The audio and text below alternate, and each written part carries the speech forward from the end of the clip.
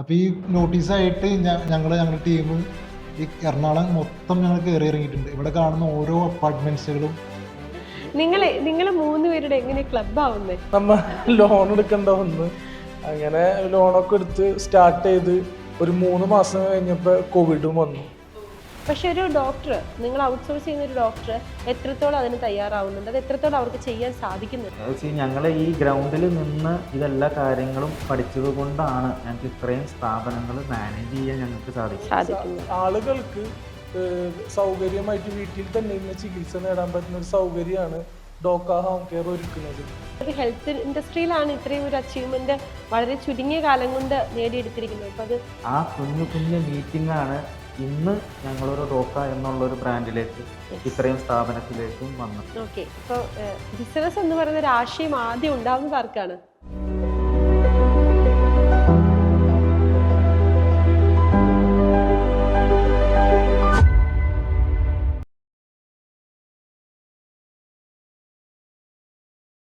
നമസ്കാരം, ഞാൻ അന്ന സുസൻ. സ്പാർക്കിന്റെ സ്പാർക്കുള്ള പുതിയൊരു എപ്പിസോഡിലേക്ക് ഹാർദമായ സ്വാഗതം. ഇന്ന് എൻ്റെ ഒപ്പം സ്പാർക്കിന്റെ ഹോട്ട് സീറ്റിൽ കഥ പറയാൻ ഒരാളല്ല, 3 പേരാണ്.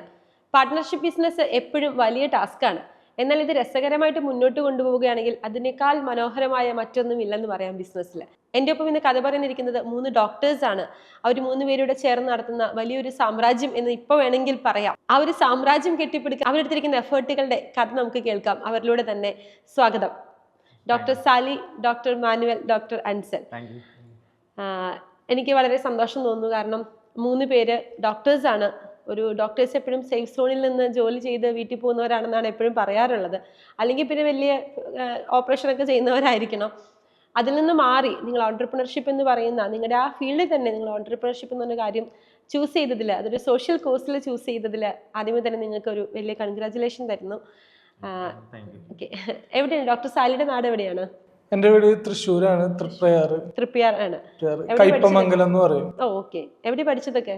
പഠിച്ചത് ഞാൻ പാലക്കാട് കരുണ മെഡിക്കൽ കോളേജിലാണ് പഠിച്ചത്. ഹൗസ് സർജൻസി ചെയ്തത് എറണാകുളം ജനറൽ ഹോസ്പിറ്റലിലാണ്. ഓക്കെ, മാനുവലോ?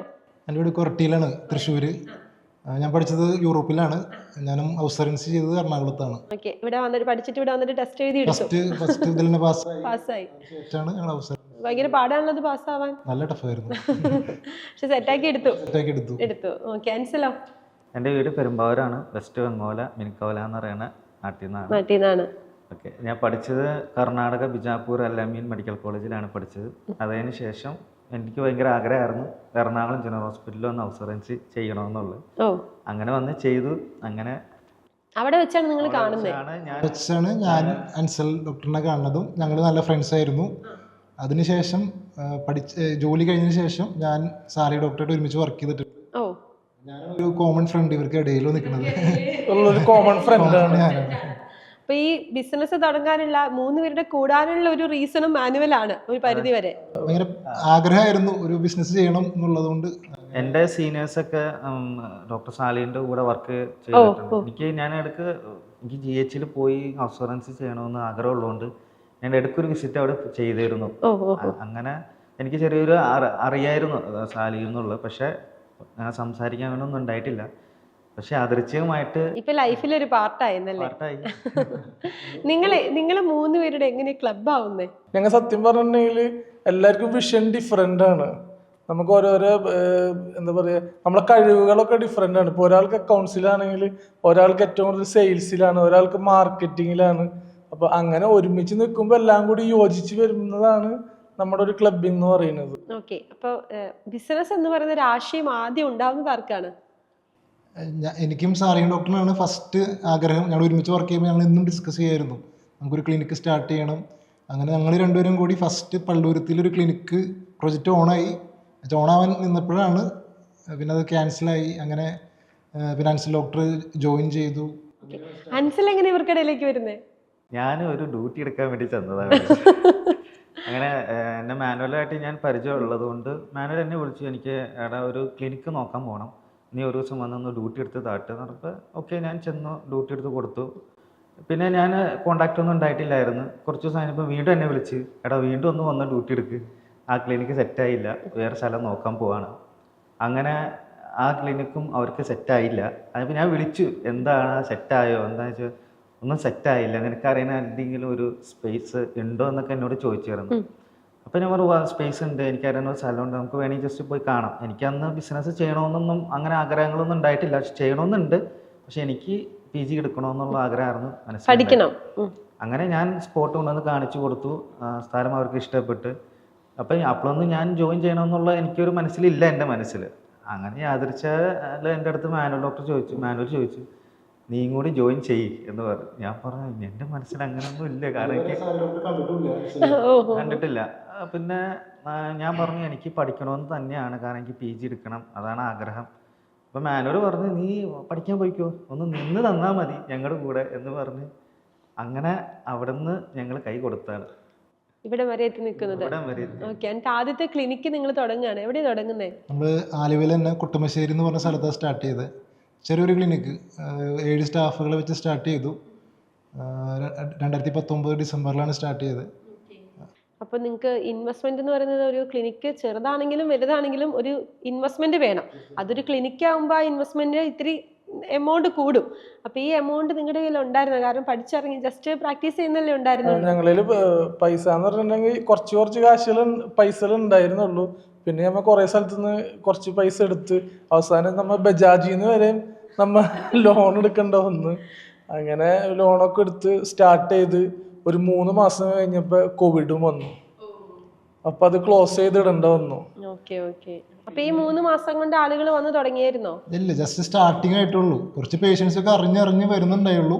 പക്ഷെ അപ്പോഴാണ് പിന്നെ കോവിഡ് വന്ന് നമുക്ക് ഒറ്റയടിക്ക് ഷട്ട് ഡൗൺ ചെയ്യേണ്ടി വന്നു 1 മാസത്തേക്ക്. റീഓപ്പൺ ചെയ്തതിന് ശേഷം റീഓപ്പൺ ചെയ്തിട്ടും ഞങ്ങൾ നല്ല രീതിയിൽ മാർക്കറ്റൊക്കെ ചെയ്തു. എങ്ങനെ ഇത് മാർക്കറ്റ് ചെയ്തേ? ഞങ്ങളുടെ മാർക്കറ്റിംഗ് നല്ല രസമാണ്.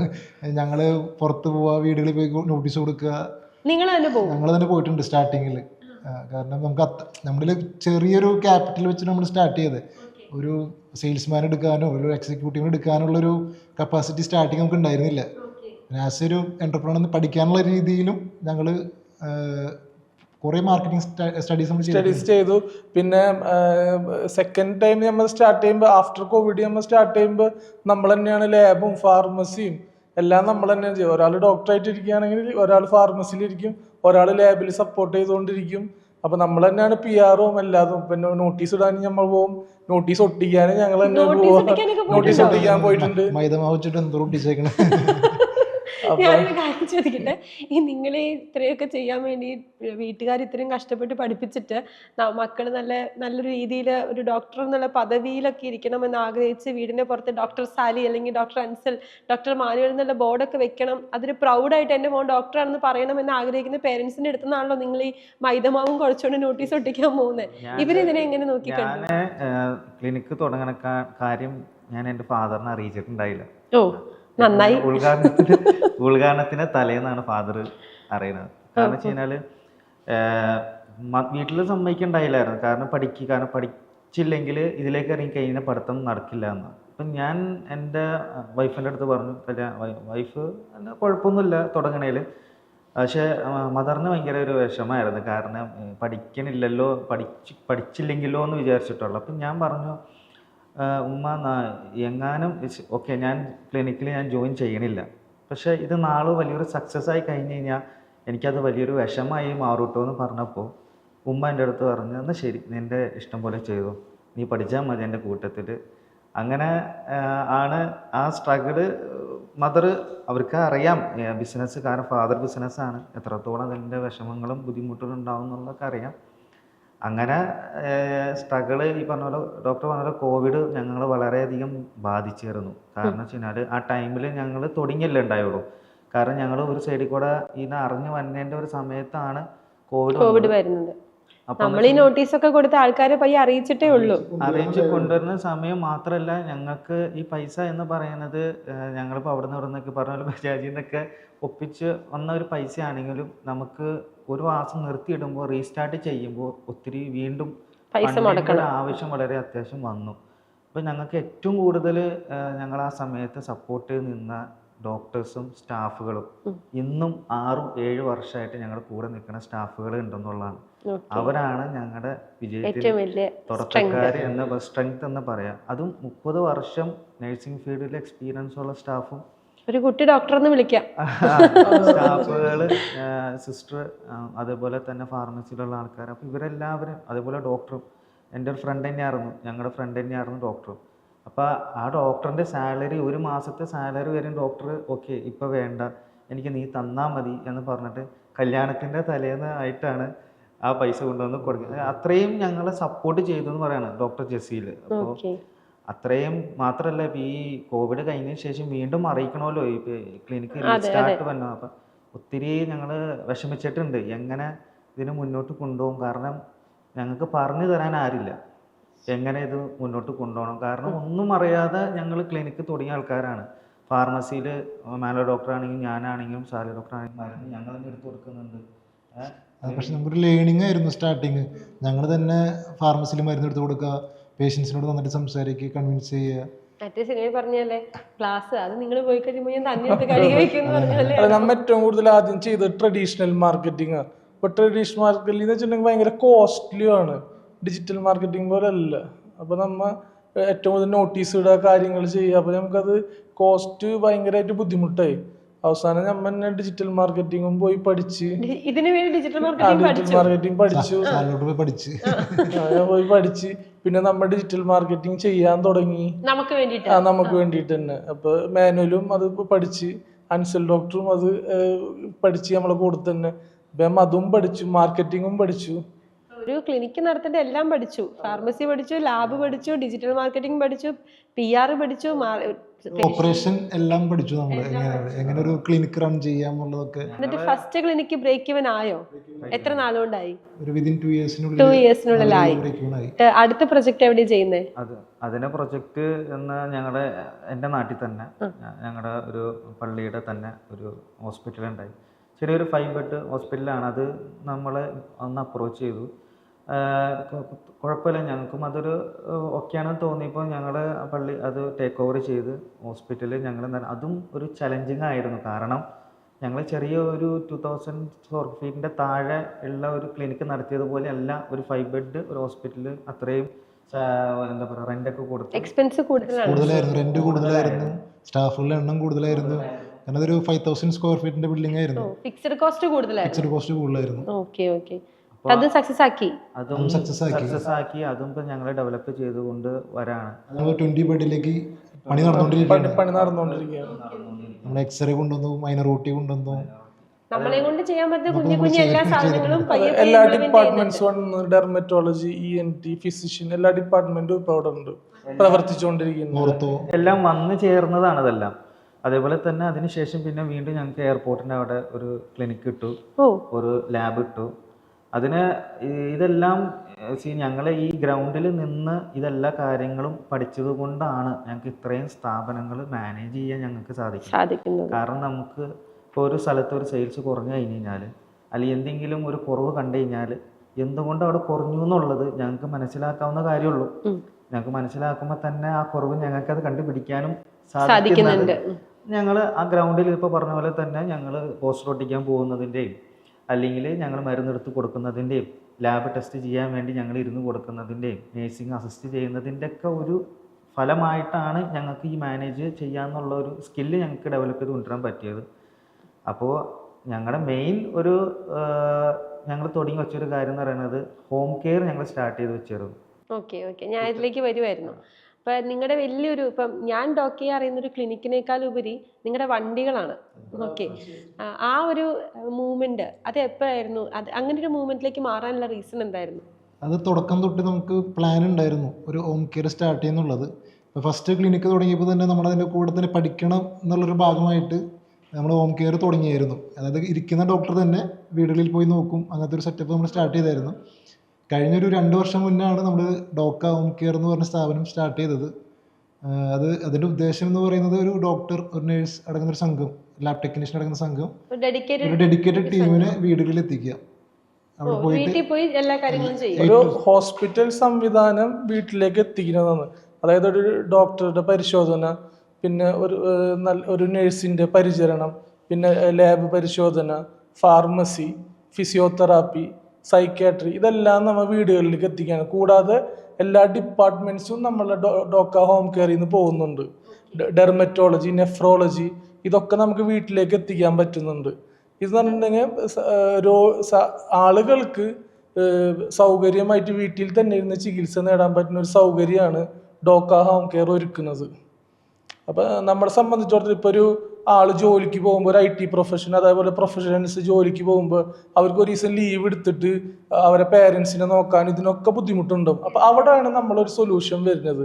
അപ്പോൾ അവർക്ക് ഡോക്ക ഹോം കെയറിലേക്ക് കോൾ ചെയ്തിട്ടുണ്ടെങ്കിൽ നമ്മളൊരു ടീം ഒരു ഫിസിഷ്യനും ഒരു നമ്മുടെ ഫാർമസി, ലാബ്, ഡോക്ടേഴ്സ് അടങ്ങുന്ന സംഘം വീട്ടിൽ പോയിട്ട് അത് അവർക്കുള്ള ചികിത്സയും കാര്യങ്ങളും കൊടുക്കുന്നു. അവർക്ക് ഇവരെ പേരൻസിനെ ഹോസ്പിറ്റലിൽ കൊണ്ടുപോയി ട്രീറ്റ് ചെയ്യേണ്ട ഒരു കാര്യമേ വരുന്നില്ല.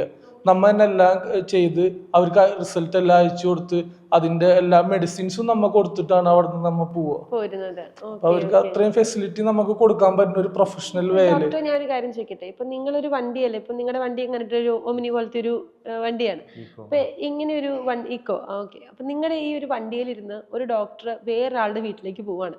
ഈ ഡോക്ടർമാർ എത്രത്തോളം ഇതിനോട് സഹകരിക്കും? ഇപ്പം നമ്മൾ നമ്മുടെ സ്വന്തം പ്രസ്ഥാനം ആയതുകൊണ്ട് ഇനിയിപ്പോൾ ആ വീട്ടിൽ പോയിട്ട് ആ പേഷ്യൻറ്റിനെ ടേക്ക് കെയർ ചെയ്യേണ്ട എല്ലാ രീതിയിലും നമ്മൾ വേണമെങ്കിൽ ടേക്ക് കെയർ ചെയ്യും. നമ്മുടെ ജീവനോപാധിയാണ്, അല്ലെങ്കിൽ നമ്മുടെ ബിസിനസ്സാണത്. പക്ഷെ ഒരു ഡോക്ടർ, നിങ്ങൾ ഔട്ട്സോഴ്സ് ചെയ്യുന്ന ഒരു ഡോക്ടർ എത്രത്തോളം അതിന് തയ്യാറാവുന്നുണ്ട്, അത് എത്രത്തോളം അവർക്ക് ചെയ്യാൻ സാധിക്കുന്നുണ്ട്? അത് നമ്മളൊരു ഡോക്ടർ ഫെറ്റർണിറ്റിയിൽ ഉള്ളതുകൊണ്ട് തന്നെ നമ്മളെ റിലേഷൻഷിപ്പ് അതിന് നമുക്ക് ഒരുപാട് ഗുണം ചെയ്തിട്ടുണ്ട്.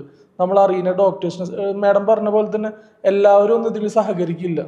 കാരണം അവർക്ക് 3 പേഷ്യൻ്റ് ഇതിൽ കൂടുതൽ അവിടെ OP-ലിരുന്നാൽ കിട്ടും. അപ്പം നമ്മളെ കൂടെ വരാനും ഒരു സോഷ്യൽ കമ്മിറ്റ്മെൻ്റ് ഉള്ള ഒരാൾക്ക് മാത്രമേ ഇത് സാധിക്കുള്ളൂ. അതായത് ഒരുപാട് കഷ്ടപ്പെട്ട് ബുദ്ധിമുട്ടിയിട്ടൊക്കെ ആവും ഇപ്പോൾ ബെഡ് റിഡൻ പേഷ്യൻസ്, അതുപോലത്തെ ആളുകൾക്ക് ചിലപ്പോൾ ഹോസ്പിറ്റലിൽ പോകാൻ പറ്റുക, ഒരു ആംബുലൻസ് ഒക്കെ വിളിച്ചിട്ട് വേണം ചിലപ്പോൾ ഹോസ്പിറ്റലിൽ പോകണത്. അപ്പം ഒരു ഡോക്ടർ തന്നെ വീട്ടിലേക്ക് ചെല്ലുക എന്ന് പറഞ്ഞിട്ടുണ്ടെങ്കിൽ ഫുൾ സന്നാഹത്തോട് കൂടിയിട്ടാണ് ചെല്ലുന്നത്. അപ്പം അങ്ങനെ ചെല്ലുമ്പോൾ അങ്ങനെ ചെല്ലാനുള്ളൊരു മനസ്സുള്ളൊരു ഡോക്ടറും കൂടെ ആയിരിക്കണത്. അപ്പൊ ആ ഒരു ചലഞ്ചിൽ നിങ്ങൾക്ക് അങ്ങനെ മറികടക്കാൻ സാധിച്ചതല്ലേ? അതെ, ഞങ്ങൾക്ക് ഒരു ഇമ്പാക്റ്റ് ഉണ്ടാക്കാൻ സാധിച്ചിട്ടുണ്ട് അതിൽ. കാരണം വെച്ചാൽ ഇപ്പം എല്ലാം വീട്ടിലേക്കല്ലേ. കാരണം ഞങ്ങൾ ഈ ഹോം കെയർ എന്നുള്ളൊരു ആശയം കേരളത്തിൽ ആദ്യമായിട്ട് ഡോക്ടേഴ്സ് ഇനീഷ്യേറ്റ് ചെയ്ത് വണ്ടിയിൽ ഡെഡിക്കേറ്റഡ് ആയിട്ടുള്ള ഡോക്ടർ, നഴ്സ്, അതിൻ്റെ ഫാർമസി, ലാബ്, ഫാർമസി എല്ലാ കാര്യവും സെറ്റ് ചെയ്ത് ഒരു ഡെഡിക്കേറ്റഡ് ടീം കേരളത്തിൽ ആദ്യമായിട്ട് ഞങ്ങളാണ് അത് സ്റ്റാർട്ട് ചെയ്തത്, ഒരു ഹോം കെയർ. പക്ഷെ വേറെ ഹോം കെയർ ഉണ്ടെങ്കിൽ പോലും ഞങ്ങളുടെ ഒരു ടൈമിങ്ങിൽ ഞങ്ങളുടെ ഡോക്ടേഴ്സ് അവൈലബിൾ ആണ്. അതിൽ വേറെ ഡീലോ കാര്യങ്ങളോ ഒന്നും വരണില്ല. അപ്പോൾ ഞങ്ങൾ ആ ഒരു ഞങ്ങളെ ടീം എന്ന് പറഞ്ഞിട്ടുണ്ടെങ്കിൽ ഇപ്പം സാധാരണ ഇപ്പം നമ്മളെ ഹോസ്പിറ്റലിനോടോ ക്ലിനിക്കിനോടോ ഒന്നും ഡിപ്പെൻഡ് ചെയ്തിട്ടുള്ള ഒരു ടീമല്ലത്. നമ്മൾ സെപ്പറേറ്റ് ആയിട്ട് ഡോക്ക ഹോം കെയർ എന്ന് പറഞ്ഞിട്ടുള്ളൊരു ടീം തന്നെയാണ്. ആ ഡോക്ടർ ഒരു ക്ലിനിക്കിലൊന്നല്ല ഇരിക്കുന്നത്, ആ ഡോക്ടർ വണ്ടിയിൽ തന്നെയാണ്. ഞങ്ങൾക്ക് 2 വണ്ടിയുണ്ട്. അപ്പോൾ അതാണ് എറണാകുളം ജില്ല മുഴുവനും കറങ്ങിക്കൊണ്ടിരിക്കുന്നത്. അപ്പോൾ കോൾസൊക്കെ അറ്റൻഡ് ചെയ്യുന്നത്. തുടങ്ങിയ സമയത്ത് നമ്മൾ വലിയൊരു പ്രതീക്ഷയോട് കൂടിയിട്ടാണ് ഇത് തുടങ്ങിയത്. ഭയങ്കര സ്ട്രഗിൾ ആയിരുന്നു അതിൽ. കാരണം വെച്ച് കഴിഞ്ഞാൽ ഇപ്പോൾ ഞങ്ങളിപ്പോൾ ഇത്രയും ക്ലിനിക്കുകളൊക്കെ ഞങ്ങൾ ഇട്ടിരുന്നു. പക്ഷേ നമുക്ക് ക്ലിനിക്കിൽ ഇട്ടെങ്കിൽ പോലും ഈ ഹോം കെയർ എന്ന് പറയുന്നതിൻ്റെ ഒരു എക്സ്പീരിയൻസ് ഞങ്ങൾക്ക് അതിൻ്റെ ഉണ്ടായി. നമുക്ക് മുൻ മാതൃകകളൊന്നും ഇല്ല, നമ്മളാണ് തുടങ്ങുന്നത്. നമുക്ക് പറഞ്ഞു തരാനായിട്ടോ ഞങ്ങൾക്ക് റെഫറലോ ആരുമില്ല, റെഫറലും ഇല്ല. അപ്പോൾ ഞങ്ങൾ എന്താ വെച്ച് കഴിഞ്ഞാൽ ഞങ്ങളിരിക്കും, ഞങ്ങൾ 3 പേരും ഇരിക്കും, നമുക്ക് എങ്ങനെ ഇതിനെ അപ്ലൈ ചെയ്യാൻ പറ്റും. നമ്മൾ ഇത്രയും ക്ലിനിക്ക് തുടങ്ങുമ്പോൾ തന്നെ ഞങ്ങൾക്ക് ഇതിൻ്റെ ഒരു റിസർച്ച് ഉണ്ടായിരുന്നു. കാരണം ഇത് എങ്ങനെ ഇത് അഫോർഡബിൾ ആകും പേഷ്യൻസിനും, അത് നടത്തുന്ന നമുക്കും എത്രത്തോളം ഇതാകും എന്നുള്ള ഒരു വെൽ പ്ലാൻ ഞങ്ങൾ ഉണ്ടാക്കിയിരുന്നു. ഞങ്ങളുടെ പ്ലാൻ ഉണ്ടാക്കി ഞങ്ങളൊരു വണ്ടി ഹയർ ചെയ്തു, ഞങ്ങളൊരു ടീമിനെ ഉണ്ടാക്കി. ആ ടീമിനെ നമുക്ക് ഫ്ലാഗ് ഓഫ് ചെയ്ത് തന്നത് P. രാജീവ് മന്ത്രിയാണ്. അത് അൻവർ സാദത്ത് MLA ഇവരെല്ലാവരും കൂടി അവരാണ് ഇത് ഓപ്പൺ ആക്കിയത്. പക്ഷെ ഞങ്ങൾ എന്താണോ പ്ലാൻ ചെയ്ത ആ പ്ലാന്റെ എതിരൂടമാണ് എല്ലാം സംഭവിച്ചത്. കാരണം ഫസ്റ്റ് 3 മാസത്തേക്ക് ഞങ്ങൾക്ക് ഡെയിലി കോൾ ഉണ്ടാവില്ല. മിക്ക ദിവസവും 1-2 കോള് വന്നു കഴിഞ്ഞാൽ വന്നു. അത് ആദ്യത്തെ ഒരു 3 മാസം. കാരണം നിങ്ങളുടെ എക്സ്പെക്ടേഷൻ എന്തായിരുന്നു? കാരണം പ്രോബ്ലം സോൾവിങ് ആണല്ലോ. കാരണം സൊസൈറ്റിയിൽ അത്രയും വലിയൊരു പ്രോബ്ലമാണ് നമ്മൾ സോൾവ് ചെയ്യുന്നത്. അപ്പോൾ നമ്മുടെ എക്സ്പെക്ടേഷൻ ഒറ്റയടിക്ക് കോളുകൾ വരും, നമുക്ക് ഇത്രയും ക്ലിനിക്കുകൾ ഉണ്ട്, അത് ത്രൂ കുറേ കോൾസ് വരും എന്നൊക്കെയായിരുന്നു നമ്മുടെ എക്സ്പെക്ടേഷൻ. പക്ഷെ അതൊക്കെ വെള്ളത്തിൽ വരച്ച വര പോലെയായിരുന്നല്ലേ? ഇത് ഭയങ്കര എക്സ്പെൻസീവ് ആണ്. നമ്മളൊരു ക്ലിനിക്ക് നടത്തുന്നത് പോലെയല്ല. കാരണം ഒരു വണ്ടിയിൽ ഡെഡിക്കേറ്റഡ് ഡോക്ടർ ഇരിക്കുന്നു, നമ്മൾ ഡോക്ടറിന് ഫിക്സഡ് സാലറി, ഒരു ക്ലിനിക്കിൽ കിട്ടുന്ന സാലറി ഒരു വണ്ടിയിലിരിക്കുന്ന ഡോക്ടറിന് കൊടുക്കുന്നുണ്ട്. ഞങ്ങൾ അതിനേക്കാൾ കൂടുതൽ കൊടുക്കുന്നുണ്ട്. കൊടുക്കുന്നുണ്ട്. ഈ ഡോക്ടർ ചോദിച്ചു അവസാനം എന്തിനാടാ നീ എനിക്ക് ജോലി തന്നെയെന്ന് ചോദിച്ചിട്ടുണ്ട്. നമുക്ക് ട്രാൻസ്പോർട്ടേഷൻ ഒരു വലിയൊരു ഘടകമായിരുന്നു. ട്രാൻസ്പോർട്ടേഷൻ ചാർജ് കുറച്ചു നമുക്ക് കൂടുതലാവും. അറിയാലോ ഇപ്പോഴത്തെ പെട്രോളത്തിൻ്റെ കാര്യങ്ങളൊക്കെ. അപ്പം അതാണ് ക്ലിനിക്കിനെ ഇത് കമ്പയർ ചെയ്യുമ്പോൾ നമുക്ക് കൂടുതലായിട്ട് വരുന്ന എക്സ്പെൻസും കാര്യങ്ങളും. പക്ഷെ ഇത് നമ്മൾ പ്ലാൻ ചെയ്തപ്പോഴും ഞങ്ങളുടെ ഹോപ്പ് ഞങ്ങൾ വിട്ടില്ലായിരുന്നു. കാരണം നമുക്ക് കറക്റ്റ് ചെയ്യാൻ പറ്റും. നമ്മൾ ഇത്രയും പ്ലാൻ ചെയ്തു, ഓക്കെ പ്ലാൻ എ ഉണ്ട്, പ്ലാൻ ബി ഉണ്ടാവുമല്ലോ. സ്വാഭാവികമായിട്ടും ഞങ്ങളൊരു പ്ലാൻ ബി ഉണ്ടാക്കി വെച്ചു. ഞങ്ങൾക്കൊക്കെ പ്ലാൻ ഇസഡ് വരെ ഉണ്ടാവാറുണ്ട്. അപ്പോൾ ഞങ്ങൾ എന്താ വെച്ച് കഴിഞ്ഞാൽ, പക്ഷേ ഇത് സ്റ്റാഫുകൾക്കോ ഇതിലിരിക്കുന്ന ആളുകൾക്കോ എങ്ങനെ ഇതിനെ വർക്കൗട്ട് ചെയ്യണമെന്നുള്ള ഐഡിയ ഇല്ല. ഐഡിയ മൊത്തം ഞങ്ങളുടെ 3 പേരിലും ഐഡിയയിലാണ് കാര്യങ്ങൾ. ഞങ്ങൾ ഇരുന്ന് ഡിസ്കസ് ചെയ്യും. ഞങ്ങൾ ഓരോ കാര്യങ്ങൾ ചെയ്ത് മാറ്റിക്കൊണ്ടിരിക്കും. അങ്ങനെ 2 വർഷം ഞങ്ങൾ ആയി ഈ ഹോം കെയർ തുടങ്ങിയിട്ട്. അന്ന് മാസത്തിൽ 1 കോള് 2 കോളൊക്കെ ഉണ്ടായിരുന്ന ഞങ്ങൾ ഇന്ന് ഏകദേശം ഒരു 5000 പേഷ്യൻസോളം ഞങ്ങൾ ഹോം കെയറിലൂടെ കണ്ടു. എറണാകുളം ജില്ലയിൽ മാത്രം ഞങ്ങൾ കണ്ടു. ഇത്രയും ഒരു ഡെവലപ്മെന്റ് ഉണ്ടായി. ഡെവലപ്മെന്റ് ഇത്രയും ഡെവലപ്മെന്റ് ഉണ്ടാവാൻ നിങ്ങളെ ഹെൽപ്പ് ചെയ്ത ഒരു ഘടകം ഉണ്ടാവുമല്ലോ. അതിപ്പം നിങ്ങളുടെ സെയിൽസ് എന്ന് പറഞ്ഞാൽ, അല്ലെങ്കിൽ നിങ്ങളുടെ USP എന്ന് പറഞ്ഞാൽ അതെന്തായിരുന്നു? നമ്മുടെ മാർക്കറ്റിംഗ് സ്ട്രാറ്റജീസ് ഒക്കെ ഞങ്ങൾ ആദ്യമേ പറഞ്ഞല്ലോ, നല്ല പേഷ്യൻസ് കുറവായിരുന്നു. അപ്പോൾ നമ്മൾ ഓരോ തവണയും നമ്മൾ നമ്മൾ 3 പേരും ഇരുന്ന് മാർക്കറ്റിംഗ് സ്ട്രാറ്റജീസ് ഒക്കെ മാറ്റി. ആ ടൈമിലാണ് സാരി ഡോക്ടർ ഡിജിറ്റൽ മാർക്കറ്റിംഗ് പഠിക്കുന്നതും നമ്മൾ ഡിജിറ്റലി കൂടുതൽ ഇൻവോൾവ് ആവാൻ തുടങ്ങിയത്. നമ്മൾ ബ്ലോഗർ മാർക്കറ്റിംഗ് സ്റ്റാർട്ട് ചെയ്തു, നമ്മൾ മെറ്റാ ആഡ്സ് സ്റ്റാർട്ട് ചെയ്തു. അതുവഴി പതുക്കെ റീച്ച് ചെയ്തു. പിന്നെ പേഷ്യൻസുകൾ തന്നെ നമുക്ക് കുറേ റെഫറൻസ് തന്നു തുടങ്ങി. ഓരോ പേഷ്യൻസ് ഓക്കെ അവിടുത്തെ നമ്മുടെ സർവീസ് നല്ലതാണ്, അത് ഡോക്ടറുടെ സർവീസ് എടുത്തോ, അങ്ങനെ പറഞ്ഞ് മൗത്ത് പബ്ലിസിറ്റി വഴി ഞങ്ങൾക്ക് നല്ല നല്ല സർവീസസ് വന്നു തുടങ്ങി. മാത്രമല്ല നമ്മുടെ വിജയം എന്ന് പറയുന്നത് ഒരു വട്ടം വിളിച്ച പേഷ്യൻ്റ് തന്നെയാണ് ഞങ്ങൾ വീണ്ടും വിളിക്കുന്നത്. കാരണം ഒരു പേഷ്യൻസിന്റെ ഇടയിൽ ഒരു ട്രസ്റ്റ് ബിൽഡ് ചെയ്യുക എന്നുള്ളതാണ് ഏറ്റവും വലിയ.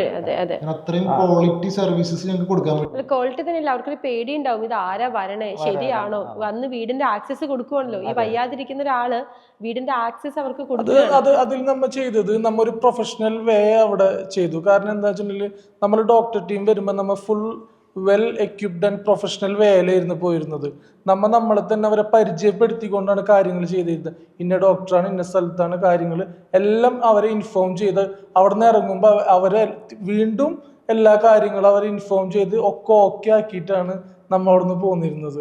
ഒരു പ്രൊഫഷണൽ വേ നമ്മൾ കീപ്പ് ചെയ്തിരുന്നു. അതായത് ഒരു ഒരു ഡോക്ടർ, നേഴ്സ്, ഫാർമസി, ഒരു ലാബ് ടെക്നീഷ്യൻ എല്ലാ സന്നാഹത്തോടു കൂടിയിട്ടല്ലേ നമ്മൾ പോകുന്നത്. അപ്പോൾ നമ്മൾ അവിടെ എല്ലാ കാര്യങ്ങളും ചെയ്ത് അവർക്ക് എല്ലാ സൗകര്യങ്ങളും, ഒരു ഹോസ്പിറ്റലിൽ കിട്ടേണ്ട എല്ലാ സൗകര്യവും നമ്മൾ വീട്ടിലൊരുക്കിക്കൊണ്ടാണ് നമ്മൾ തിരിച്ചു പോകുന്നത്. ഇത് പോസിബിൾ ആവാൻ കാരണം സത്യം പറഞ്ഞാൽ ഞങ്ങളുടെ എഫേർട്ടും കൂടി മാത്രമല്ല, ഞങ്ങളുടെ സ്റ്റാഫുകളുടെ എഫേർട്ട് ഭയങ്കരമാണ്. കാരണം ഡോക്ടേഴ്സ്, ഞങ്ങളുടെ കൂടെ നിൽക്കുന്ന നേഴ്സ്, അതേപോലെ വണ്ടിയിലെ സെയിൽസ്മാന്, മാനേജേഴ്സ്, ഇവരെല്ലാവരും കഠിനമായ പ്രയത്നം കൊണ്ടാണ് സത്യം പറഞ്ഞു കഴിഞ്ഞാൽ ഡോക്ക എറണാകുളം ജില്ലയിൽ ഒരു ബ്രാൻഡായിട്ട് വളർന്നു നിൽക്കുന്നത്. കാരണം എനിക്ക് അതിപ്പോൾ പറയാനാണെങ്കിൽ സ്റ്റാഫുകളുടെ ഡെഡിക്കേഷൻ അത് വളരെ ഞങ്ങൾക്ക് അതാണ് ഞങ്ങളുടെ ഒരു സക്സസ് എന്ന് തന്നെ പറയാം. കാരണം അത് ഞങ്ങളുടെ തുടക്കത്തിലുള്ള ക്ലിനിക്കിലുള്ള സ്റ്റാഫ് മുതൽ ഇന്ന് ഡോക്കയിൽ വന്ന് നിൽക്കുന്ന സ്റ്റാഫ് വരെ ഇതിൻ്റെ ഞങ്ങളുടെ സക്സസിൻ്റെ ഒരു പാർട്ടാണ്. അതാണ് ഞങ്ങൾ വിശ്വസിക്കുന്നത്. ടൈം നോക്കാതെ വർക്ക് ചെയ്തവർ, അവർ ഒരു എമർജൻസി എപ്പോൾ വേണമെങ്കിലും വരാം. അപ്പോൾ ഇത്രയും ടൈം എന്നല്ല, നമ്മൾ ഈവൻ നൈറ്റ് വരെ നിന്നിട്ടുണ്ട്. അതിൽ ഒരു ഫാമിലി സപ്പോർട്ട് തന്നെ വേണം. കാരണം ഒരു 10 to 5 ജോബ് അല്ല ഇത്. അവര് കല്യാണം കഴിച്ചപ്പോ എക്സ്പെക്ട് ചെയ്തൊരു ഡോക്ടറെ കിട്ടിയതാണല്ലോ. അല്ല, നമ്മളെ ഫാമിലി എന്നല്ല, നമ്മുടെ സ്റ്റാഫിന്റെ ഫാമിലിയും അങ്ങനെ തന്നെയാണ്. കാരണം അവർക്ക് ഒരു 10 to 5 ജോലി ആയിട്ടാണ് അവർ വരുന്നത്. ഇവിടെ ഇപ്പൊ കാലത്ത് വരണം, 5-ന് ഇറങ്ങാൻ പറ്റൂല, ബാക്കിയുള്ള കാര്യങ്ങളൊക്കെ ചെയ്യണം. അതെ, രാവിലെ 9:30 വന്നെന്ന് പറഞ്ഞാൽ അത് അങ്ങനെ തന്നെ വരണം. വൈകിട്ട് നേരത്തെ പോവാന്ന് പറഞ്ഞാൽ നടക്കില്ലല്ലോ അല്ലേ?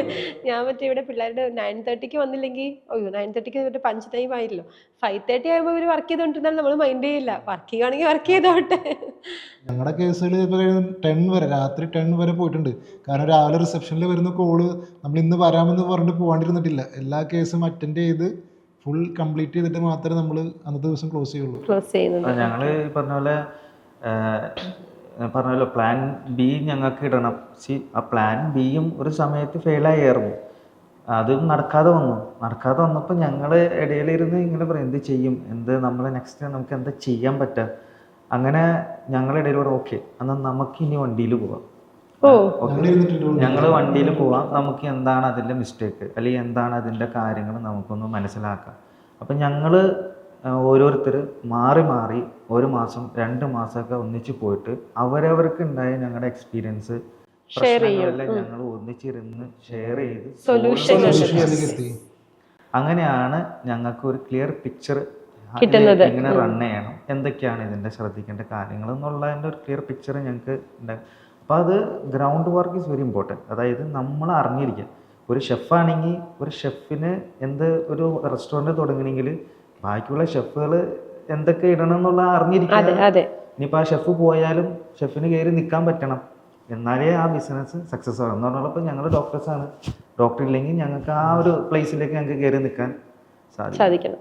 ഡോക്ടറെ, ഇപ്പോൾ നിങ്ങൾ 3 പേരുടെ പ്രാക്ടീസൊക്കെ ചെയ്യുന്നതിന് പകരം അതിൻ്റെ കൂടെ തന്നെ ഒരു സംരംഭം തുടങ്ങി. നിങ്ങൾ 3 പേരുടെ പ്ലാൻ ചെയ്തു, കുട്ടമശ്ശേരിയിലൊരു ക്ലിനിക്ക് തുടങ്ങി, 7 ജോലിക്കാരുമായിട്ട് നിങ്ങൾ സ്റ്റാർട്ട് ചെയ്തു. ഇന്ന് നിങ്ങൾ എത്ര ക്ലിനിക്കിൽ എത്തി നിൽക്കുന്നു, എത്ര എംപ്ലോയീസിൽ എത്തി നിൽക്കുന്നു? നമ്മൾ ആദ്യം സ്റ്റാർട്ട് ചെയ്യുമ്പോൾ കുട്ടമശ്ശേരിയിലൊരു ക്ലിനിക്ക്, ഒരു ചെറിയൊരു ക്ലിനിക്കിൽ ഒരു 6-7 സ്റ്റാഫായിട്ടാണ് തുടങ്ങിയത്. ഇന്ന് നമുക്ക് 8 ക്ലിനിക്കുകളുണ്ട്. പിന്നെ 120+ സ്റ്റാഫ്, 120+ സ്റ്റാഫ് ഉണ്ട് നമുക്ക്, ഡോക്ക ഹോം കെയർ ഉൾപ്പെടെ. ഓക്കെ, അത് വലിയൊരു കാര്യമാണ്. കാരണം അത് നിങ്ങളൊരു ഹെൽത്ത് ഇൻഡസ്ട്രിയിലാണ് ഇത്രയും ഒരു അച്ചീവ്മെന്റ് വളരെ ചുരുങ്ങിയ കാലം കൊണ്ട് നേടിയെടുത്തിരിക്കുന്നത്. അപ്പൊ അത് കയ്യടി തരേണ്ട ഒരു കാര്യം തന്നെയാണ്. പ്രേക്ഷകർ കയ്യടിക്കട്ടെ അല്ലേ? തീർച്ചയായിട്ടും. ഓക്കെ, അതുപോലെ തന്നെ ഇപ്പം നിങ്ങൾ പറഞ്ഞു നിങ്ങൾ ആദ്യം നോട്ടീസ് കൊടുക്കുമായിരുന്നു, എല്ലായിടത്തും കയറി ഇറങ്ങി നടക്കുമായിരുന്നു. അപ്പൊ അതൊരു ട്രഡീഷണൽ മാർക്കറ്റിംഗ് ആയിരുന്നു. അവിടെ നിന്ന് ഈ പറഞ്ഞതുപോലെ നിങ്ങളൊരു മോഡേൺ മാർക്കറ്റിംഗ് അല്ലെങ്കിൽ ഇപ്പോഴത്തെ കാലഘട്ടത്തിലെ സോഷ്യൽ മീഡിയ മാർക്കറ്റിംഗ് അല്ലെങ്കിൽ ഇൻഫ്ലുവൻസർ മാർക്കറ്റിംഗ് ചെയ്തപ്പോഴാണ് സെയിൽസ് ഉണ്ടായതെന്ന് എൻ്റെ അടുത്ത് ആദ്യം പറഞ്ഞു. അപ്പം ഇത് തമ്മിലുള്ള വ്യത്യാസം എന്തായിരുന്നു? ഈ ട്രഡീഷണൽ മാർക്കറ്റിംഗ് എന്ന് പറഞ്ഞാൽ എനിക്ക് തോന്നിയത് ഭയങ്കര കോസ്റ്റാണ്. ഒരു ഇത്രയും കോപ്പി പ്രിൻ്റ് എടുക്കുക, അതുകൊണ്ട് ഇടാൻ വേണ്ടിയിട്ട് നമ്മൾ പോകണം, അല്ലെങ്കിൽ അതൊരാളെ ഏൽപ്പിക്കണം. അപ്പോൾ ഈ നോട്ടീസായിട്ട് ഞങ്ങളുടെ ടീം ഈ എറണാകുളം മൊത്തം ഞങ്ങൾ കയറി ഇറങ്ങിയിട്ടുണ്ട്. ഇവിടെ കാണുന്ന ഓരോ അപ്പാർട്ട്മെൻറ്റ്സുകളും ഓരോ വില്ലകളിലും ഞങ്ങൾ കയറി ഇറങ്ങിയിട്ടുണ്ട്. മിക്ക സ്ഥലങ്ങളിൽ നിന്ന് ഞങ്ങളെ സെക്യൂരിറ്റിക്കാരെ ഇറക്കി വിട്ടിട്ടുണ്ട്, ചീത്ത പറഞ്ഞിട്ടുണ്ട്. ഞങ്ങളോട് പറയും ഞാൻ ഡോക്ടറാണ്, നമ്മൾ ആ ഒരു ക്രെഡിറ്റ് എടുത്ത് പറയും ഡോക്ടറാണ്, പക്ഷെ എന്നാലും നമ്മളെ ഇറക്കി വിട്ടിട്ടുണ്ട്. അവർക്ക് എന്തോന്ന് ഡോക്ടർ അല്ലേ, അവരുടെ റൂൾസും കാര്യങ്ങളൊക്കെ അങ്ങനെ ആയതുകൊണ്ട് സെക്യൂരിറ്റി ചിന്തിക്കുന്നത് ഡോക്ടർ ഇങ്ങനെ നോട്ടീസ് ആയിട്ട് വരേണ്ട ആവശ്യമൊന്നുമില്ലല്ലോ. സ്റ്റാർട്ടിങ് നമ്മൾ അങ്ങനെയാണ് ചെയ്തത്. പക്ഷേ ഡിജിറ്റൽ മാർക്കറ്റിംഗ് കണ്ടുപിടിച്ചപ്പോൾ ഈ പറഞ്ഞ ഫ്ലാറ്റുകളിൽ നിന്ന് തന്നെ നമുക്ക് നല്ല കോളുകൾ വന്നിട്ടുണ്ട്. അവർ വിളിക്കുകയും നമ്മൾ അങ്ങോട്ട് ചെല്ലുകയും ഈ പറഞ്ഞ സെക്യൂരിറ്റിക്കാരനെ പിന്നെ നമുക്ക് കാണേണ്ടി വന്നിട്ടുണ്ട്. ഭയങ്കര കോസ്റ്റ് എഫക്റ്റീവ് ആണ്. ഭയങ്കര ഈ ഡിജിറ്റൽ മാർക്കറ്റിംഗ് പഠിച്ചപ്പോൾ മറ്റേ സോഷ്യൽ മീഡിയ മാർക്കറ്റിംഗ് മാത്രമാണ് പഠിച്ചത്, SEO എല്ലാം പഠിച്ചോ? ഇല്ല, ഡിജിറ്റൽ മാർക്കറ്റിംഗ് പഠിക്കുമ്പോൾ ഇപ്പോൾ അവിടെ 60,000 രൂപയാണ് കോസ്റ്റ് പറഞ്ഞത്. അപ്പോൾ ഞാൻ ആദ്യം അവിടെ ഇങ്ങനെ 10,000 രൂപ ആദ്യം കൊടുക്കും, പിന്നെ മന്ത്ലി 6 മന്ത് കോഴ്സ് അത്. അപ്പോൾ ഞാൻ 10,000 കൊടുത്ത് ആദ്യത്തെ മാസം പോയപ്പോൾ തന്നെ ഒരു ഡിജിറ്റൽ മാർക്കറ്റിൻ്റെ ബേസിക്കും സ്പോൺസേർഡും ലീഡ് ജനറേഷനും ഒക്കെ പഠിപ്പിച്ചു തന്നു. പിന്നെ നെക്സ്റ്റ് SEO കാര്യങ്ങളൊക്കെ ആയിരുന്നു. പിന്നെ നമുക്ക് ആവശ്യമുള്ള കാര്യം കിട്ടിയപ്പോൾ പിന്നെ ഞാൻ പോകാൻ പറ്റില്ല, കാരണം ഡ്യൂട്ടിയും കാര്യങ്ങളൊക്കെ ഇവിടെ എടുക്കല്ലേ. അപ്പൊ ഞാൻ പറയാ എടാ ഇതൊക്കെ കുറച്ച് കാര്യങ്ങളൊക്കെ ഞാൻ പഠിച്ചിട്ടുണ്ട്, അപ്പൊ ഇനിയും പോണോന്ന് വെച്ചപ്പോ ഇവര് പറഞ്ഞു എന്നാ കുഴപ്പമില്ല ഞങ്ങൾക്ക് ഒന്ന് ചെയ്തു നോക്കാന്ന് പറഞ്ഞിട്ട് ഞാൻ ചെയ്തു. അത് ഓക്കെ ആയി. പിന്നെ ഇവര് പഠിച്ചു, ഞങ്ങളെ നാട്ടിൽ നിന്ന് പഠിച്ചു. പിന്നെ ഈ പറഞ്ഞ യൂട്യൂബും കണ്ടൊക്കെ പഠിച്ച് പിന്നെ ഞങ്ങൾ തന്നെയായി ഈ സ്പോൺസർ ആഡ് കൊടുക്കലും എല്ലാ കാര്യങ്ങളും ചെയ്യുന്നത്. തന്നെ എല്ലാവരും എല്ലാം പഠിച്ചിരിക്കണമെന്നുള്ളൊരു നിർബന്ധം ഉണ്ട് ഞങ്ങളുടെ ഇടയിൽ. ഇത്രയും ചെറിയ കാലം കൊണ്ട് നിങ്ങൾ ഇത്രയും വളർന്നതിന്റെ കാരണം അതായിരിക്കാം. ഇപ്പൊ ഡിജിറ്റൽ മാർക്കറ്റിംഗ് ആണെങ്കിലും പഠിച്ചിരിക്കണം. എന്തൊക്കെ നമ്മുടെ ബിസിനസ്സിലേക്ക് ആവശ്യമുണ്ടോ അതിനെക്കുറിച്ച് ഒരു വ്യക്തമായിട്ടുള്ള അറിവ് നമുക്കില്ലെങ്കിൽ ഒരിക്കലും ബിസിനസ് ഗ്രോ ചെയ്യില്ല, ഭയങ്കര ഡിഫിക്കൽട്ടാണ്. അപ്പോൾ അതുകൊണ്ട് എല്ലാവരും പഠിച്ചിരിക്കുക എന്നുള്ളതാണ്. ഇതൊക്കെ ഞങ്ങളും ഈ പറഞ്ഞ പോലെ നിങ്ങളെ പോലത്തെ ഒരു വീഡിയോകൾ ഞങ്ങൾ കാണുകയും ഞങ്ങളത് സ്വീകരിക്കുകയും അങ്ങനെയൊക്കെ അത് നമുക്കൊരു പാഷനാണ്. അത് നമുക്ക് ബിസിനസ് ചെയ്യണം, നമുക്ക് വളരണം എന്നുള്ള മനസ്സിൽ അതിയായ ആഗ്രഹം ഉള്ളിലുള്ളത് കൊണ്ടാണ് ഇതൊക്കെ പഠിക്കാൻ സാധിക്കുന്നത്. അതെ അതെ അതിനൊപ്പം തന്നെ ഞങ്ങൾ ജോലിയും ചെയ്യുന്നുണ്ട്, പേഷ്യൻറ്റിനെ കാണുന്നുണ്ട്, ഞങ്ങൾക്ക് പേഴ്സണലായിട്ട് പേഷ്യൻസ് ഉണ്ട്. ഞങ്ങൾ കണ്ടില്ലെങ്കിൽ ഇവരെന്തേ ഇവിടെ ഇല്ല, എന്തേ ലീവിന് പോയി എന്ന് ചോദിക്കുന്ന പേഷ്യൻസും ഉണ്ട്. ഓ അപ്പൊ ഞങ്ങൾക്ക് എല്ലാ രീതിയിലും ഞങ്ങൾ ഇൻവോൾവഡ് ആണ്. ആണ്. അൻസലയുടെ ഒരു കാര്യം ചോദിക്കാൻ ആഗ്രഹിക്കുന്നു. നിങ്ങൾ വളരെ അവിചാരിതമായിട്ടൊരു പാർട്ട്ണർഷിപ്പിലേക്ക് വന്നതാണ് ഇവരുടെ ഒപ്പം. ഇവരുടെ ആ ഒരു എന്താ പറയണത്, യാത്രയിൽ വളരെ യാദൃശികമായിട്ട് കൂടെ ചേർന്ന ഒരാളാണ്. ഈ ഒരു പാർട്ട്ണർഷിപ്പ് മുന്നോട്ട് തുടങ്ങിയിട്ട് ഒത്തിരി വർഷങ്ങൾ പോയി. പലപ്പോഴും പാർട്ട്ണർഷിപ്പ് ബിസിനസ് നമ്മൾ മുന്നോട്ട് പോകുന്ന കാലഘട്ടത്തിൽ ഒത്തിരി നാൾ ഒരുപാട് ബ്രാൻഡുകൾ നന്നായി ചെയ്യുന്നുണ്ട്, എന്നാലും ഒത്തിരി പേരൊന്നും അത്ര നല്ല രസത്തിൽ കൊണ്ടുപോകുന്നില്ലാത്തൊരു കാലഘട്ടത്തിലാണ് നിങ്ങൾ 3 ഡോക്ടേഴ്സ് ഇത് ഭയങ്കര ബ്യൂട്ടിഫുൾ ആയിട്ട് നിങ്ങളോട് സംസാരിക്കുമ്പോഴും എപ്പോഴും നിങ്ങൾ മൂന്നിലൊരു ബോണ്ട് നമുക്ക് ഫീൽ ചെയ്യും. അപ്പൊ ഇത് കണ്ടുകൊണ്ടിരിക്കുന്ന പാർട്ട്ണർഷിപ്പ് ബിസിനസ്സിൽ ചിലപ്പോൾ നമ്മുടെ ഈ പറഞ്ഞതുപോലെ നമ്മുടെ കൂട്ടുകാരനോടൊപ്പം ആയിരിക്കും നമ്മൾ ഒരു ബിസിനസ്സിലേക്ക് ചേരാൻ ആഗ്രഹിക്കുന്നത്, അല്ലെങ്കിൽ ഈ പറഞ്ഞതുപോലെ നമ്മുടെ കസിൻസിൻ്റെ ഒപ്പം ആയിരിക്കും, നമ്മുടെ കൂടെ പഠിച്ചവര്, നമ്മളോട് ജോലി ചെയ്തവര്. അവരോട് നിങ്ങളുടെ ഈ പാർട്ട്ണർഷിപ്പിന്റെ എക്സ്പീരിയൻസിൽ നിന്ന് അൻസലിന് എന്താ പറയാനുള്ളത്? പാർട്ട്ണർഷിപ്പ് എന്ന് പറയുന്നത് ഒരു ബ്രദർഹുഡ് അതിൽ വരണം. കാരണം എന്ന് വെച്ച് കഴിഞ്ഞാൽ ഇപ്പോൾ മാനുവൽ ഡോക്ടർ സാലിഹ ആണെങ്കിലും ഞങ്ങൾ പരസ്പരമാണെങ്കിലും ഞങ്ങൾ ചെയ്ത എന്തെങ്കിലും ഒരു കാര്യങ്ങൾ തെറ്റുണ്ടെങ്കിൽ അത് തുറന്ന് പറയുകയും ചെയ്യും. അല്ലെങ്കിൽ ഞാൻ ചെയ്ത ഇപ്പോൾ ഇത്തരം സ്ഥാപനങ്ങളുണ്ട്, ഞങ്ങൾക്ക് ഞങ്ങളുടേതായിട്ടുള്ള ഓരോരോ ജോലികളുണ്ട്. ഞാൻ ചെയ്യുന്ന ജോലികളിലോ അല്ലെങ്കിൽ ചെയ്ത എന്തെങ്കിലും കാര്യങ്ങളിൽ തെറ്റുണ്ടെങ്കിൽ ഞങ്ങൾ പരസ്പരം ഓരോ മീറ്റിംഗ് കൂടുമ്പോൾ അതിന് പറയുമ്പോൾ ഇടിയുണ്ടാവും, വഴക്കുണ്ടാവാത്ത പാർട്ട്ണർഷിപ്പ് വഴക്കുണ്ടാവും, കാര്യങ്ങൾ പറയും, അത് ക്ലിയർ ആക്കും. തെറ്റുണ്ടെങ്കിൽ ആ തെറ്റിനെ കുറ്റപ്പെടുത്തിക്കൊണ്ടല്ല, അത് തെറ്റാണെന്ന് പറയുകയും ചെയ്യും. അപ്പൊ അത് മനസ്സിലാക്കിയിട്ട് ആ തെറ്റ് ക്ലിയർ ചെയ്യുക. അതാണ് നമ്മൾ പ്രശ്നങ്ങൾ ഉണ്ടാവും, പക്ഷെ അത് നമ്മൾ ഉൾക്കൊള്ളുന്ന രീതിയാണ്. എന്നെ മാനുവൽ ഡോക്ടർ വഴക്ക്, ഇവരാലും വഴക്ക് പറയുകയാണെങ്കിൽ എന്തിനു വഴക്ക് പറഞ്ഞു? വഴക്ക് പറഞ്ഞത് ഫോർ ഓർഗനൈസേഷൻ നന്നാവാൻ വേണ്ടിയിട്ടാണ് അത് പറഞ്ഞത്. ഡോക്ടർ വേറൊരു വ്യക്തിയാണ്, ഓർഗനൈസേഷന് വേണ്ടിയിട്ടാണ് നമ്മൾ എപ്പോഴും വേണ്ടിയിട്ടാണ് അത് പറഞ്ഞത്. അപ്പോൾ എന്തിനാ അത് പറയുന്നു? ഓർഗനൈസേഷൻ നന്നാവാൻ വേണ്ടി. ഓർഗനൈസേഷൻ നന്നായി കഴിഞ്ഞാൽ ആർക്കും അതിന്റെ ഗുണം? ഞങ്ങൾക്ക് 3 പേർക്കും അതിൽ ജോലി ചെയ്യുന്ന ആളുകൾക്കും എല്ലാവർക്കുമാണ് ഇതിന്റെ നല്ലത്. അപ്പോൾ അങ്ങനെയാണ് ഓർഗനൈസേഷൻ വളരുള്ളൂ. അപ്പൊ ആ രീതിയിൽ ഇപ്പൊ എനിക്കൊരു കാര്യം കൊണ്ടുവരണം, അല്ലെങ്കിൽ ഞാൻ എന്തെങ്കിലും ഒരു പ്രൊജക്റ്റോ അല്ലെങ്കിൽ ഉള്ള പ്രൊജക്റ്റിൽ ഒരു മാറ്റം കൊണ്ടുവരണം എന്നുണ്ടെങ്കിൽ എനിക്ക് ഇവരെ കൺവിൻസ് ചെയ്യണം. കൺവിൻസ് ചെയ്യുമ്പോൾ ഇവർ ചോദിക്കുന്ന ചോദ്യങ്ങൾക്ക് ഞാൻ ഉത്തരം പറയണം. ഇത് കൊണ്ടുവന്നാൽ എന്താണ് ഇതിന്റെ മെച്ചം ഉണ്ടാവുക? അല്ലെങ്കിൽ ചിലപ്പോൾ കൺവിൻസ് ചെയ്തിട്ട് ചിലപ്പോൾ അത് ശരിയായിരിക്കും, എൻ്റെ ഭാഗത്ത് ചിലപ്പോൾ ശരിയായിരിക്കും, ഇവരെ കാഴ്ചപ്പാടിൽ തെറ്റായിരിക്കും. പക്ഷേ ഞാൻ അതിലൊരു ആർഗ്യുമെന്റിലേക്ക് പോവില്ല. ഞാൻ കൂടുതലും കൺവിൻസ് ചെയ്യാനാ നോക്കുള്ളൂ. എനിക്ക് അങ്ങനെ അവസരങ്ങൾ തന്നിട്ടുമുണ്ട്, അവസരങ്ങൾ ഫെയിൽ ആയിട്ടുമുണ്ട്, അത് സക്സസ് ആയിട്ടുമുണ്ട്. അപ്പോൾ അത് നമ്മൾ പാർട്ട്ണർഷിപ്പിൽ അതാണ് ആ ഒരു ബ്രദർഹുഡും പറയുകയും ചെയ്യണം, എന്നാൽ എല്ലാം ഉൾക്കൊള്ളാനും ഇതൊക്കെ നമ്മുടെ ഓർഗനൈസേഷന് വേണ്ടിയാണെന്നുള്ളൊരു മാനസികാവസ്ഥയും സങ്കല്പം വന്നാലാണ് നമ്മ ഓർഗനൈസേഷന് ഒരു ഇമ്പോർട്ടൻസ് കൊടുക്കുന്ന ഒരു പാർട്ട്ണർഷിപ്പാണ് ഞങ്ങളുള്ളത്. കാരണം നമ്മ ഒരിക്കലും അവിടെ നിന്ന് ഒരു പ്രോഫിറ്റ് എടുക്കുകയോ അത് സ്വന്തമായിട്ട് എടുക്കുന്ന പൈസ നമ്മ 3 ആളും വീതിച്ചെടുക്കുകയോ ഒന്നും ഇതുവരെ ചെയ്തിട്ടില്ല. നമ്മ സാലറി ആണ് എടുക്കല്. നമ്മളെ കമ്പനിയിൽ നിന്ന് നമ്മളെ ഓർഗനൈസേഷനിൽ നിന്ന് നമ്മ സാലറി ആണ് എടുക്കല്. ബാക്കി നമ്മ എല്ലാ പൈസയും റീഇൻവെസ്റ്റ് ആണ് ചെയ്തിട്ടുള്ളത്. അപ്പൊ നമ്മ ഓർഗനൈസേഷൻ അത്രയും ഇമ്പോർട്ടൻസ് ആണ് കൊടുത്തിട്ടുള്ളത്. ബാക്കിയുള്ള സ്റ്റാഫുകളെ പോലെ തന്നെ നമ്മളും അവിടുന്ന് സാലറി ആണ് എടുക്കുന്നത്, റെമ്യൂണറേഷൻ ആണ് എടുക്കുന്നത്. ഞങ്ങളുടെ ഇടയിൽ ഒരു ഡിസിപ്ലിൻ നമുക്ക് ഉണ്ട്. കാരണം വെച്ച് കഴിഞ്ഞാൽ ഞങ്ങൾ മീറ്റിംഗ് കൂടുമ്പോൾ ഞങ്ങൾ പേഴ്സണലായിട്ടുള്ള കാര്യങ്ങളല്ല കൂടുതൽ ഞങ്ങൾ ഡിസ്കസ് ചെയ്യുന്നത്. ഞങ്ങൾ ബിസിനസ്സിനെ കുറിച്ചാണ് കൂടുതലും ഞങ്ങൾ സംസാരിക്കുക. ഞങ്ങൾക്ക് വേണ്ടി തമാശയൊക്കെ പറയാം കുറേ കാര്യം, പക്ഷേ ഞങ്ങൾക്ക് ആ ഒരു ഇമ്പോർട്ടൻസ്, ഞങ്ങളങ്ങനെ ഒരു വളരെ സീരിയസ് ആയിട്ടുള്ള ഡിസ്കഷൻ. ഞങ്ങളുടെ ഓർഗനൈസേഷൻ എന്ന് പറയുന്നത് ഒരു കുഞ്ഞു ക്ലിനിക്കായിരുന്നു. ഈ കുഞ്ഞു ക്ലിനിക്കിനെ ആരും അറിയണില്ല. പക്ഷെ ഞങ്ങൾ 3 പേരും ഇരുന്ന് മീറ്റിംഗ് കൂടാണ്, അല്ലെങ്കിൽ വീട്ടിൽ ഞങ്ങൾക്ക് മീറ്റിംഗ് ആണെന്നൊക്കെ പറയുമ്പോൾ ഈ മീറ്റിങ്ങിന് ഈ ചെറിയ ക്ലിനിക്കിൽ എന്ത് മീറ്റിംഗ് എന്നൊരു വരുമെങ്കിലും ആ കുഞ്ഞു മീറ്റിംഗ് ആണ് ഇന്ന് ഞങ്ങളൊരു ഡോക്ക എന്നുള്ളൊരു ബ്രാൻഡിലേക്കും ഇത്രയും സ്ഥാപനത്തിലേക്കും വന്ന്. അപ്പൊ നമ്മളെ വീട്ടിൽ വിളിക്കുമ്പോഴേ നമ്മളെ വീട്ടിൽ നിന്ന് വിളിക്കുക എവിടെ എന്താണെന്നൊക്കെ ചോദിക്കുമ്പോൾ മീറ്റിംഗ് എന്ന് പറയാൻ നമുക്കൊരു ഇതായിരുന്നു. ഇങ്ങനെ ഇപ്പൊ പറയും ഈ കുഞ്ഞു ക്ലിനിക്കിന് അൻസൽ പറഞ്ഞ പോലെ മീറ്റിംഗ്. ആ ഒരു ഡിസിപ്ലിൻ നമുക്ക് കൊണ്ടുവന്നു കഴിഞ്ഞാൽ തീർച്ചയായിട്ടും എല്ലാത്തിലും അതിന് വലിയ നല്ലൊരു ഇമ്പാക്റ്റ് ഉണ്ടാകും എന്നുള്ളതാണ്. അപ്പം മീറ്റിംഗ് ആണെങ്കിലും ചെറിയ സ്ഥാപനമാണെങ്കിലും മീറ്റിംഗ് കൂടാ എന്നുള്ളത് വളരെ ഇമ്പോർട്ടൻ്റ് ഒരു കാര്യമാണ്. ഓർഗനൈസേഷനിൽ ഒരു പോളിസീസ് വെച്ചിട്ടുണ്ട്. ഓരോരുത്തർക്കും ഓരോ SOP ഉണ്ട്, നമ്മൾ എന്തൊക്കെ ചെയ്യണം. നമ്മുടെ ടീമിൽ ഓരോ മെമ്പേഴ്സിനും ഓരോ SOP കൊടുത്തിട്ടുണ്ട്. സെയിൽസ്മാൻ ആണെങ്കിൽ മാനേജറിനാണെങ്കിൽ അത് കറക്റ്റായിട്ട് പോകുന്നുണ്ടോ. നമ്മൾ സ്റ്റാഫുകളായിട്ട് വീക്ക്ലി മീറ്റിംഗ് ഉണ്ടാവും, ഞങ്ങൾ മന്ത്ലി ട്വൈസ് മീറ്റിംഗ് ഉണ്ടാവും. അപ്പോൾ അതിലാണ് ഈ എല്ലാ ഡിസ്കഷൻസും വന്ന് നമ്മൾ നല്ല രീതിയിൽ വരുന്നത്. അവനവന്റെ ജോലി അവനവന് മനോഹരമായിട്ട് ചെയ്യാം, അത്രേ ഉള്ളൂ.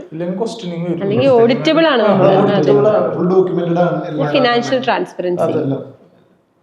അത് ഈ പറഞ്ഞ പോലെ നമുക്ക് പേഴ്സണലി ഒരുപാട് ആവശ്യങ്ങളുണ്ട്. കാരണം ജോലി കുറവും, ഞങ്ങൾക്ക് 24/7 വർക്കിംഗ് ആണ് ഞങ്ങൾ. കാരണം ഏത് സമയത്ത് ഇപ്പോൾ രാത്രി 4 മണിക്ക് സാറേ കള്ളു കുടിച്ചൊരു പേഷ്യൻ്റ് വന്നേക്കുന്നു, എന്താ ചെയ്യേണ്ടത് ഞങ്ങൾ. അപ്പോൾ ചിലപ്പോൾ ഞങ്ങളതിന് 4 മണിക്ക് എണീറ്റ് ഞാൻ പോയിട്ടുണ്ട്. ചിലപ്പോൾ പോകേണ്ടി വരും. ക്ലിനിക്ക് ആകുമ്പോൾ വലിയ വലിയ സ്ഥാപനങ്ങളൊക്കെ പോലെ നമുക്ക് PROസിനോ അല്ലെങ്കിൽ നമുക്ക് സ്റ്റാഫുകൾ നമുക്ക് ഒരിക്കലും അത്ര വച്ച് നമുക്ക് കൊണ്ടുപോകാൻ സാധിക്കില്ല. ആ ഒരു വിഷമവും സങ്കടവും ബുദ്ധിമുട്ടും ഒത്തിരി അനുഭവിച്ചും ഉറക്കൊഴിഞ്ഞും കഷ്ടപ്പെട്ടിട്ടാണ് നമ്മൾ ഈ ഒരു ലെവലിലേക്ക് എത്തി നിൽക്കുന്നതും. ഇനിയും ഒരുപാട് കഷ്ടപ്പെടാനുണ്ടെന്ന് അറിയാം. അപ്പോൾ നമ്മുടെ വിഷൻ ഭയങ്കര വലുതാണ്. ചോദിക്കട്ടെ, എന്താ നിങ്ങളുടെ വിഷൻ? എന്താണ് ഡോക്ക എന്ന് പറയുന്ന ഈ ഒരു ബ്രാൻഡിന്റെ വിഷൻ? ഡോക്ക എന്നതിൽ നമുക്ക് വലിയൊരു വിഷനായിട്ടാണ് നമ്മൾ ഇറങ്ങിയത്. അപ്പോൾ ഇന്ന് നമുക്ക് 8 ക്ലിനിക്കും 120 സ്റ്റാഫ് എന്ന് പറയുന്നത് നമ്മളൊരു വിഷൻ എത്തിയിട്ടില്ല. നമ്മളൊരു ഈ വലിയ വിഷൻ ഞങ്ങളെ 3 ആളെ കൊണ്ടും 3 ആൾ മാത്രമായിട്ട് നടക്കാവുന്ന ഒരു കാര്യമല്ല.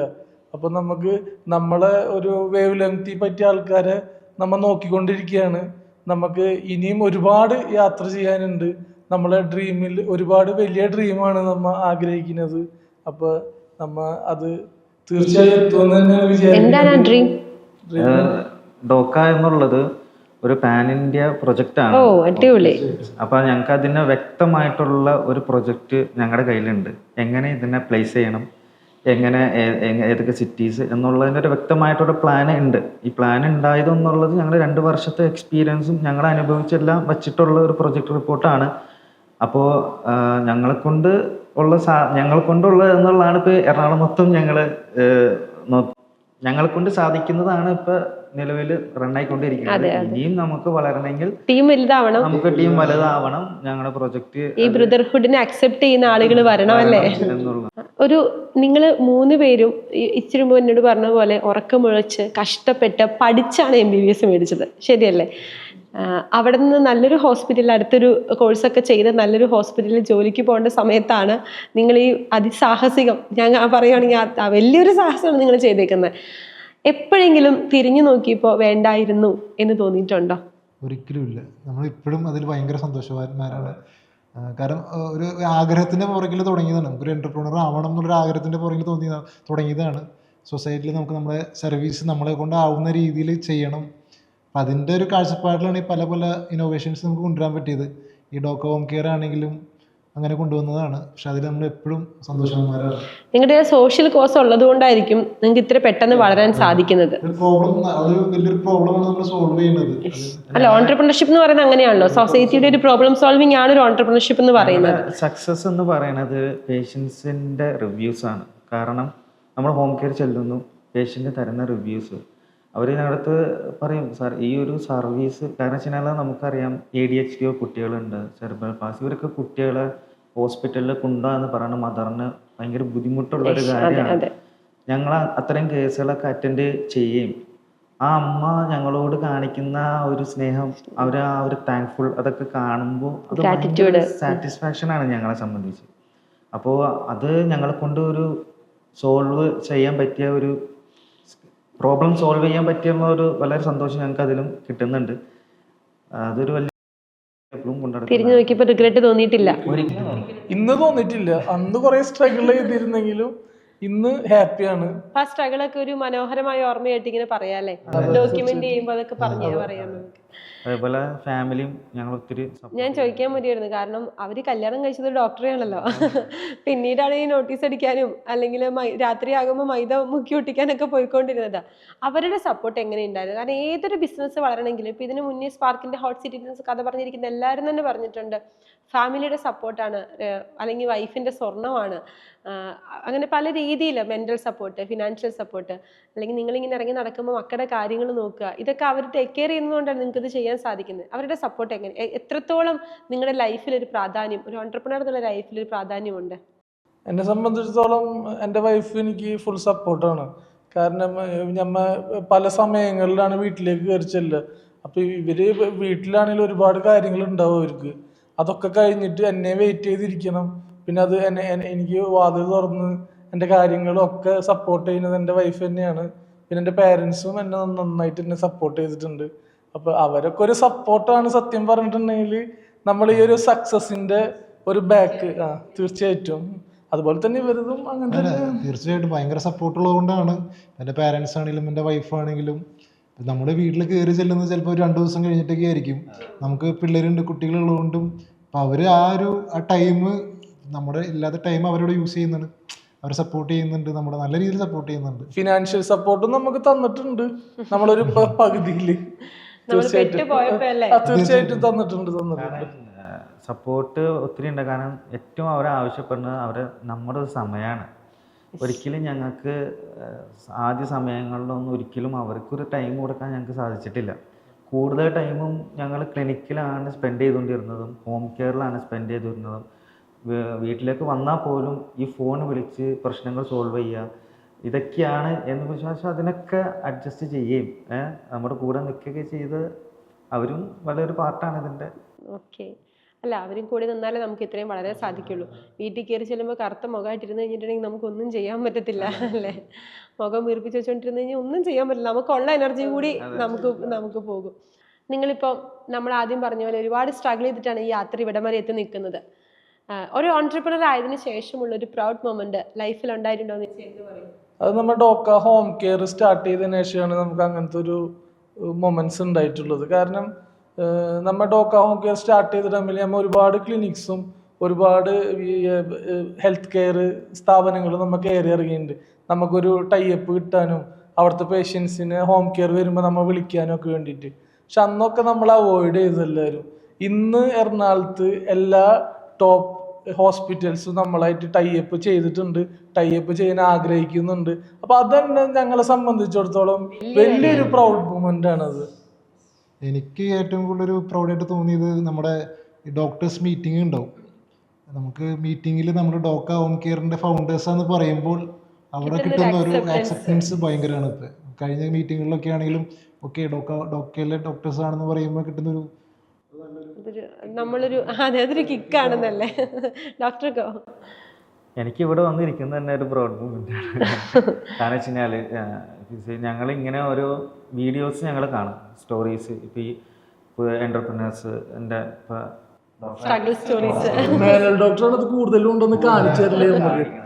അപ്പോൾ ഇതൊക്കെ ആലോചിക്കുമ്പോൾ ഇനി എന്നാണ് നമുക്കും ഇതേപോലൊക്കെ ഒന്ന് ആവണ്ടേ എന്നുള്ള അതിൻ്റെ ഞങ്ങൾക്ക് പൂർണ്ണ ബോധ്യമുണ്ട്. കാരണം അതിലൊക്കെ എത്തണമെങ്കിൽ അതിൻ്റെ യാത്ര ഒത്തിരി ഉണ്ടെന്നുള്ളത്.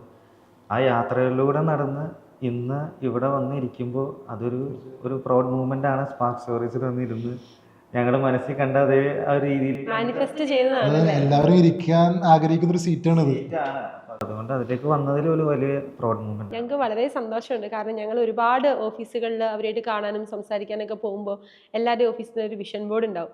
അപ്പോൾ ഈ ഏറ്റവും കൂടുതൽ ഇപ്പോൾ സ്പാർക്കിൽ ഞങ്ങളിപ്പോഴാണ് നിങ്ങൾ കണ്ടു തുടങ്ങിയെങ്കിലും ഇതിൻ്റെ ബാക്ക് എൻഡിൽ 2019 മുതൽ നമ്മളാണ് ഈ ഓൺട്രപ്രണേഴ്സിനെ കണ്ടെത്തുന്നത്. അപ്പോൾ അവരെ ആദ്യത്തെ മീറ്റിങ്ങിനൊക്കെ നമ്മൾ ഇവരുടെ ഓഫീസിൽ പോകുമ്പോൾ അവരുടെ വിഷൻ ബോർഡിനകത്ത് കൃത്യമായിട്ട് ഈ സ്പാർക്ക് സ്റ്റോറീസ് ഒരു വിഷനാണ്. അപ്പോൾ ഞങ്ങളോട് ആരെങ്കിലും ചോദിച്ചു പ്രൗഡ് മൊമെന്റ് ചോദിച്ചപ്പോൾ ഞങ്ങളുടെ ഇന്റർവ്യൂ ആയിട്ട് എടുക്കാറില്ല, പക്ഷെ എടുത്തു കഴിഞ്ഞാൽ ഞങ്ങളിങ്ങനെ പറയാൻ വെച്ചിരിക്കുന്ന ഒരു സ്റ്റേറ്റ്മെന്റ് ആണത്. നമ്മളൊരു നല്ലൊരു ഇനീഷ്യേറ്റീവായിട്ട് തുടങ്ങിയതാണ്.